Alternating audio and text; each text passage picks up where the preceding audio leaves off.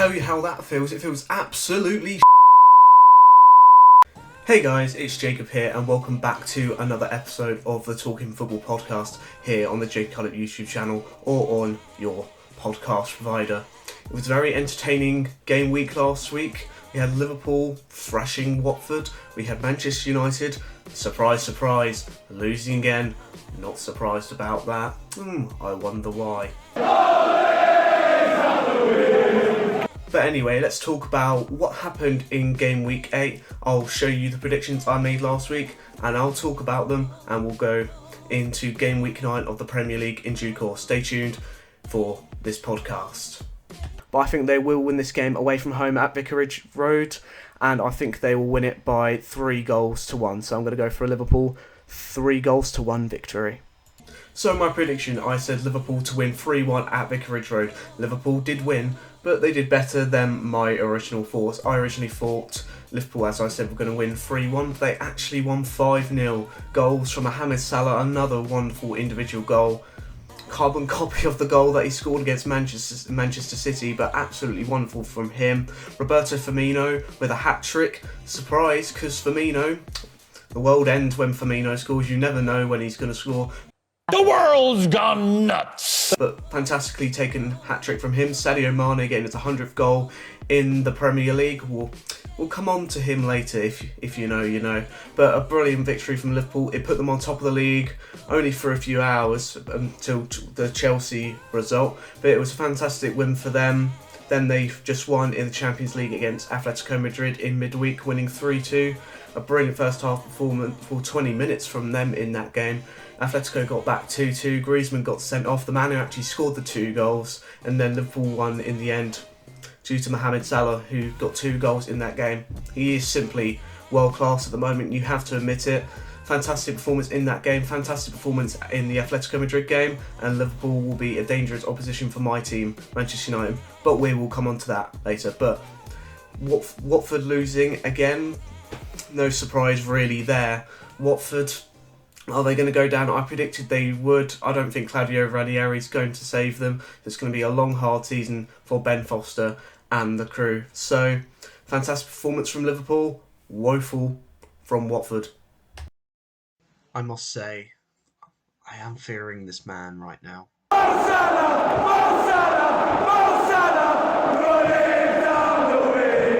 Both teams are quite on form coming into this game, but I think Wolves are going to win this one, and I'm going to go for a 2-1 victory in that game.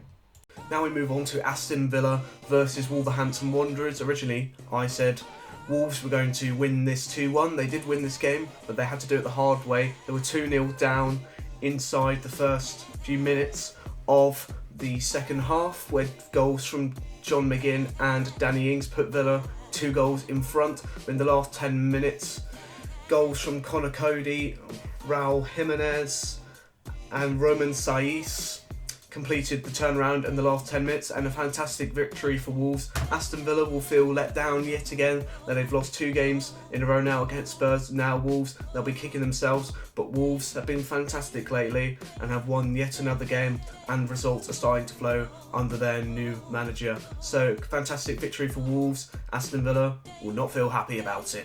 Definitely not. I'll try and be positive, and I'm going to go for a 2-1 Manchester United win, grinding out freestyle football. Ole Gunnar freestyle.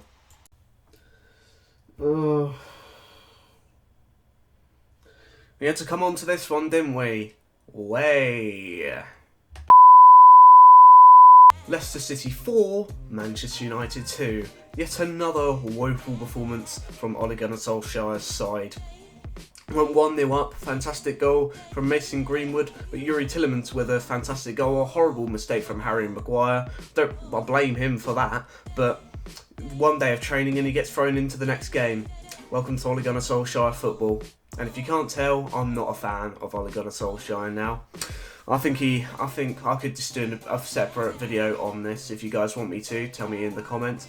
But I think he's taken us as far as he can. He's done a great job, but it's time to hand over the ranks to someone else to get this team to start to play some good football and start winning trophies. But then we did the hard way last night, coming back from 2-0 down against Atalanta in the Champions League.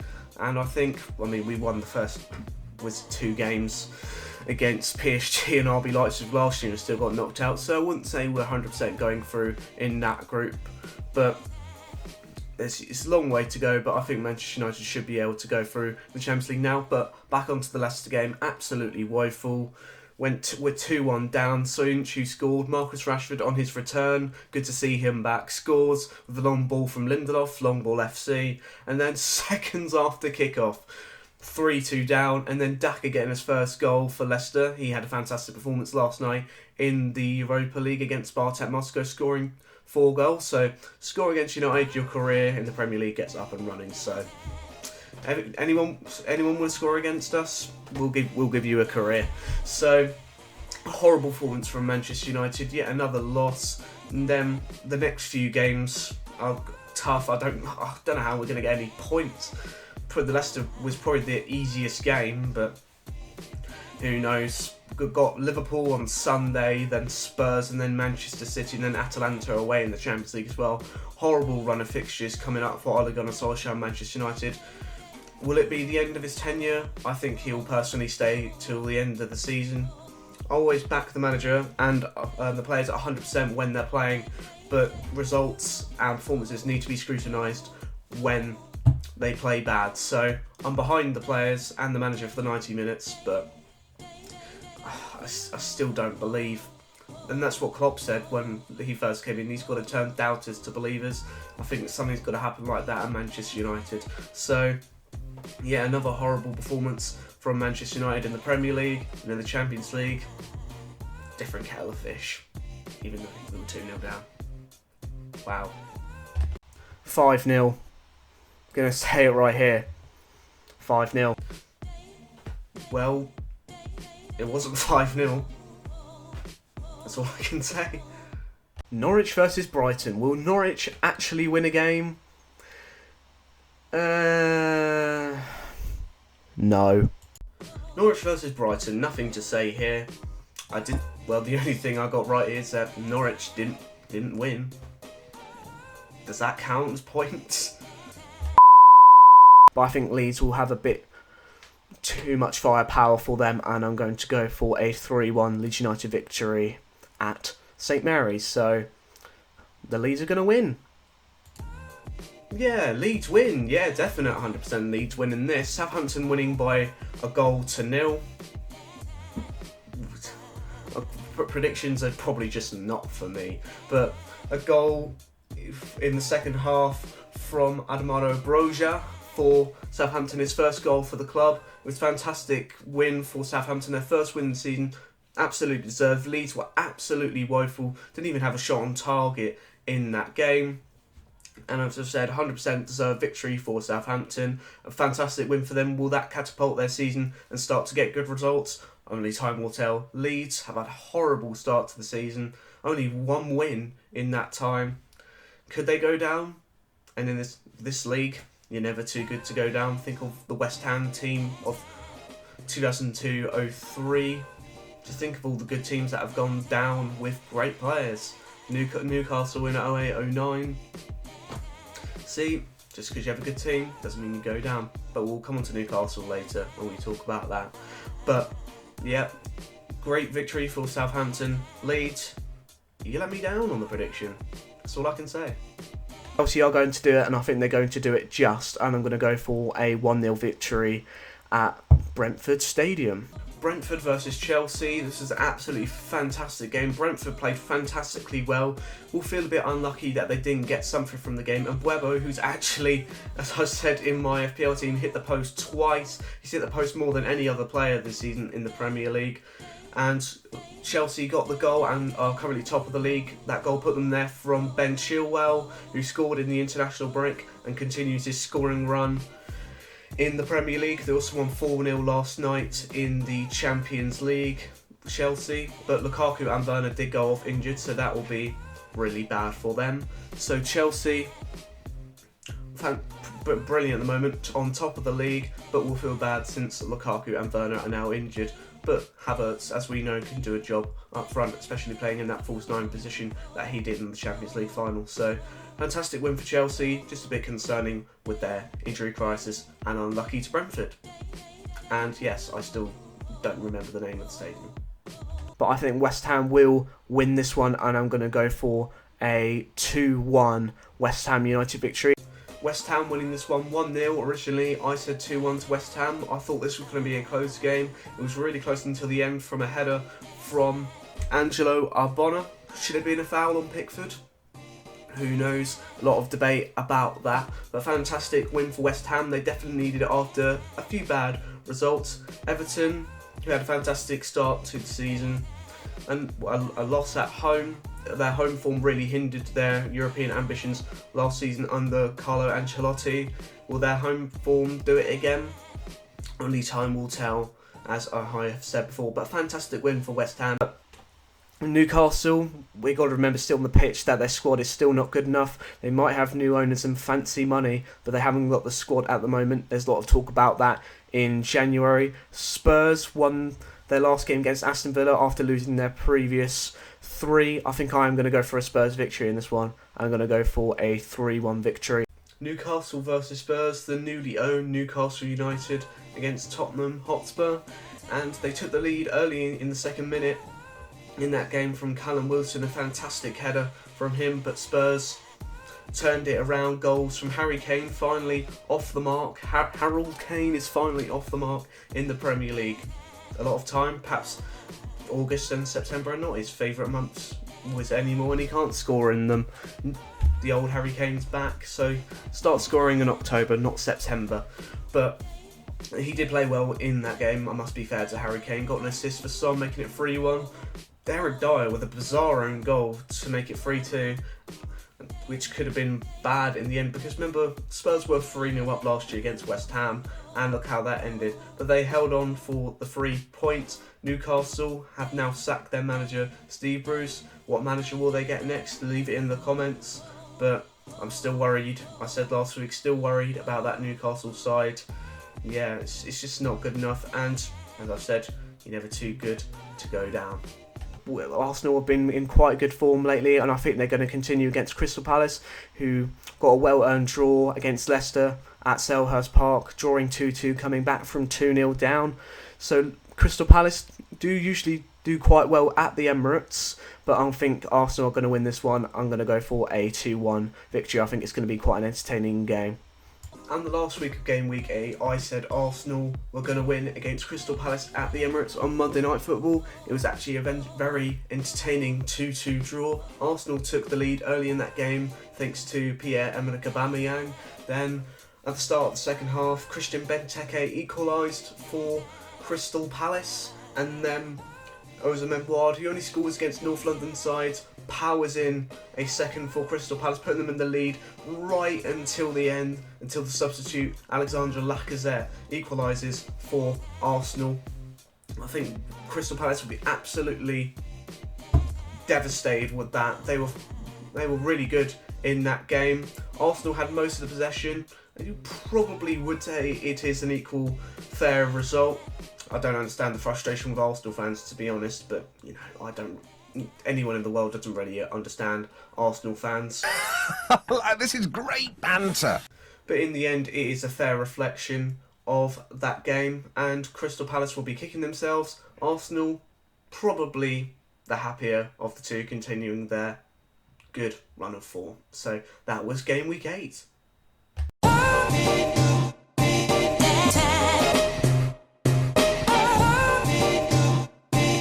So let's kick off Game Week 9, how we ended it with Game Week 8 at the Emirates. Arsenal versus Aston Villa. Arsenal in good run of form at the moment, coming off a 2-2 draw. Aston Villa coming off 2 losses in a row.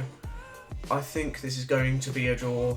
I think it's going to be a really close game. 2 evenly matched teams, and I'm going to go for a 1-1 draw. And Pierre-Emerick Aubameyang, who was my player to watch for Arsenal this season. If you haven't watched that video of my predictions, make sure to watch it. Look on my channel, Jacob Cullip, if you haven't. Little plug there.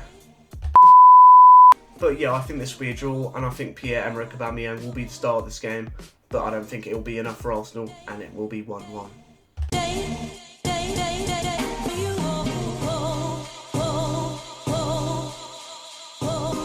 12:30 kickoff on Saturday, Chelsea versus Norwich. I can only see this going one way, and even without Lukaku and possibly Werner, I'm going to go for a 3-0 Chelsea victory in this one and stay top of the league this weekend.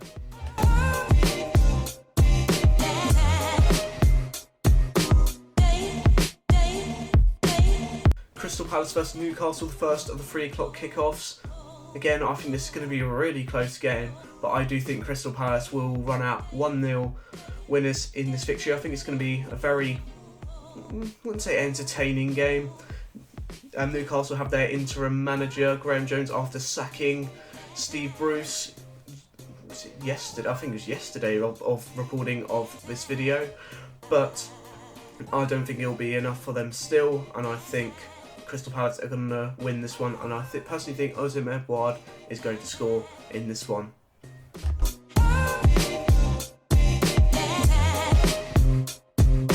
Everton versus Watford, Claudio Ranieri's first away game as Watford manager, and I still don't think it's going to go well for him, and I'm going to go for a 3-0 Everton victory.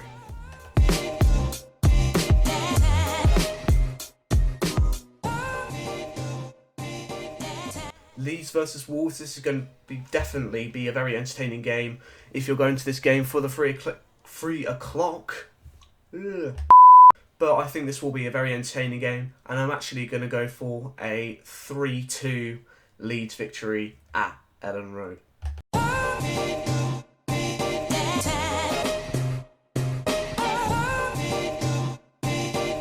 And on the contrast, we have Southampton versus Burnley. I don't think this is going to be a very entertaining game, but I think Southampton will get back-to-back wins, and I'm going to go for a 1-0 victory in that game against Sean Dyche's side, Tarkowski and me.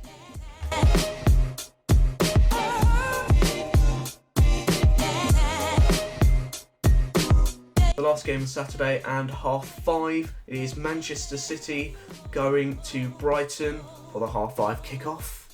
But, I mean, last season Brighton actually won this game coming back from 2-0 down against Manchester City. But I don't think that will happen this time, and I'm going to go for a 2-0 and a relatively comfortable Manchester City win.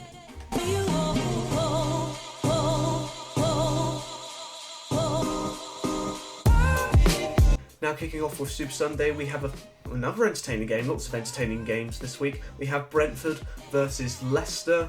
Brentford coming off a unlucky loss against Chelsea. They've been absolutely fantastic lately. Leicester coming off a big win against Manchester United.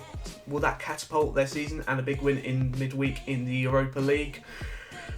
I think it's actually going to be a really close game, but I think Brentford will win this one. I'm going to go for a 2-1 victory against Leicester, and I think Leicester are going to continue to struggle in this game.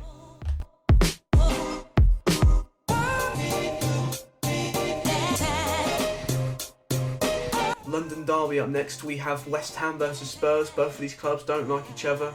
Entertaining games the past 2 games, especially last season, the 3-3 game and the 2-1 victory. Jesse Lingard starring in that one the last time they met. Well, it's going to be actually really close again. I'm going to go for a 2-2 draw. I think it's going to be incredibly close. I think Harry Kane will score in this one. Does like to score against West Ham United. And yeah, I'm going to go for a draw in this one at the London Stadium.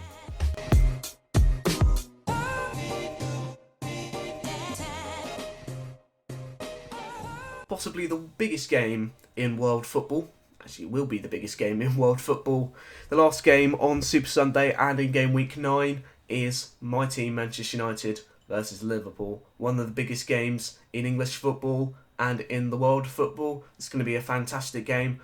Manchester United coming off a big win in midweek against Atalanta in the Champions League. What will that second half do for their confidence? Will they actually play a decent brand of football? Will that 11 that ended the game actually be on the pitch? Probably not. Liverpool been absolutely fantastic, been unbeaten so far this season in the Premier League. They're not top, mostly because of their draws against Brentford and Manchester City. But I don't want to predict a loss for United, so I never like to do that. So I'm going to go for a... They're never usually entertaining at Old Trafford. It's always Anfield where we get smacked. but I'm going to go for a 1-1 draw. Marcus Rashford, he does like to play in this game. He does well against Trent Alexander-Arnold. I think Marcus Rashford will score in this game, does like to score against Big Six, and I think Mo Salah will score in this game as well, continuing his brilliant run of form, and has actually scored, and the first player in Liverpool history to score in 9 consecutive matches for the club. So I think it's going to be a 1-1 draw in that game. If you remember last week, guys, I asked you a question. This is just a Premier League history quiz. If you guys wanted to get involved, make sure to put it down in the comments if you got it right. And I said, who was the fastest player to score a hat-trick in Premier League history? And the answer was Sadio Mane. After scoring his 100th Premier League goal at the weekend, it was kind of foretelling, but Sadio Mane was the right answer. And now I'm going to do another question for this week. Make sure to put it in the comments below, and on Spotify, if you're listening, make sure to answer on the poll on there. I'm going to go for who won the Golden Boot in the 2017-18 season. I'll say that again. Who won the Golden Boot in the 2017-18 season? Make sure to comment down below, and make sure to put it in the poll on Spotify, or message me at Talking Football Podcast on Instagram, or Jacob___. Good luck, and I'll talk about that next week. So that was the review of the Premier League and the predictions for game week 9. What do you guys think of those predictions? Do you think they're good? Do you think they're bad? Put them down in the comments, and put your predictions down in the comments on this YouTube video, or tell me, as I've said, on my socials. Remember, guys, you need to be yourself. You can't be no one else. I'm Jacob Cullip, and yeah, guys, Ollie's at the wheel.